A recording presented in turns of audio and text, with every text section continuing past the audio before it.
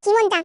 안녕하세요. 병탐정 김원장입니다. 여러분들 혹시 트리코모나스증이라는 성매개 감염병을 들어보신 적이 있나요? 전 세계적으로 매우 흔한 질환인데 그럼에도 불구하고 많이 알려지지 않은 그런 병인 것 같습니다. 오늘은 트리코모나스증의 증상, 감염 경로, 치료법까지 쉽게 설명드리겠습니다.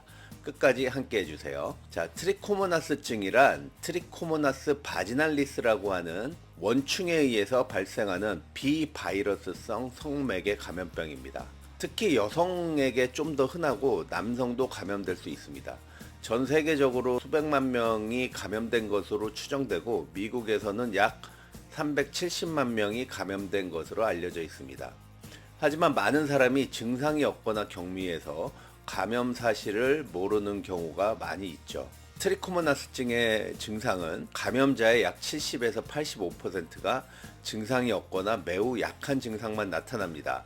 하지만 증상이 있는 경우 다음과 같은 증상이 나타날 수 있는데요. 여성의 경우 악취가 많이 나고 황록색 질 분비물이 엄청나게 많이 나오게 됩니다. 질이 가렵고 따끔거리는 증상이 있고, 그리고 진찰을 해보면 딸기 모양의 자궁 경부 모습이 보이게 됩니다. 남성의 경우는 소변 볼 때 불편감으로 표현되는 요도염, 배뇨시 통증, 전립선염 이런 식으로 표현이 많이 되죠. 증상이 없는 경우에도 전염 가능성이 매우 높기 때문에 감염 여부를 반드시 확인해야 되는 그런 병이죠. 트리코모나스증의 진단을 말씀드릴게요.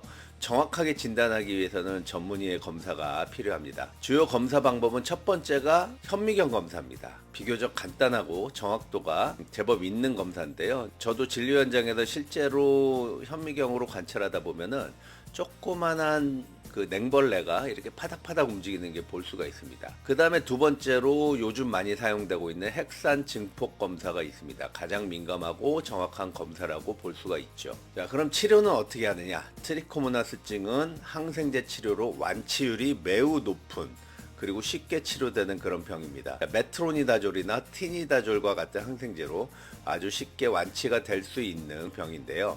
그런데 문제는 치료를 받은 후에도 성관계 파트너도 함께 치료해야 재감염을 방지할 수 있습니다. 그리고 치료가 끝나기 전에 성관계는 피하시는 것이 좋겠고요. 예방 방법은 콘돔 사용이 거의 유일한 방법이고요.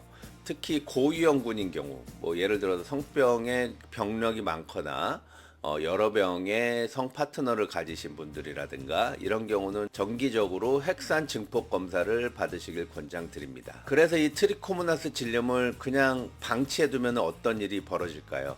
우선 첫 번째, 여성의 경우 조산이나 자궁 경부암의 위험이 증가한다고 되어 있고요. 남성의 경우는 전립선염의 가능성이 증가한다 라고 되어 있습니다.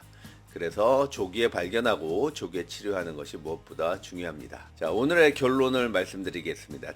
트리코모나스는 흔하게 발생될 수 있지만 증상이 없는 경우가 상당히 있을 수 있다는 거고요. 성관계를 통해 전염되고 콘돔 사용과 정기검사가 매우 중요하다는 거, 그리고 치료는 간단하지만 반드시 성 파트너도 함께 치료해야 된다는 거, 방치하면 더 중한 병으로 발전할 수 있다는 거, 이렇게 정리할 수 있겠습니다. 자, 여러분, 트리코모나스증에 대해서 조금 더 이해가 되셨나요?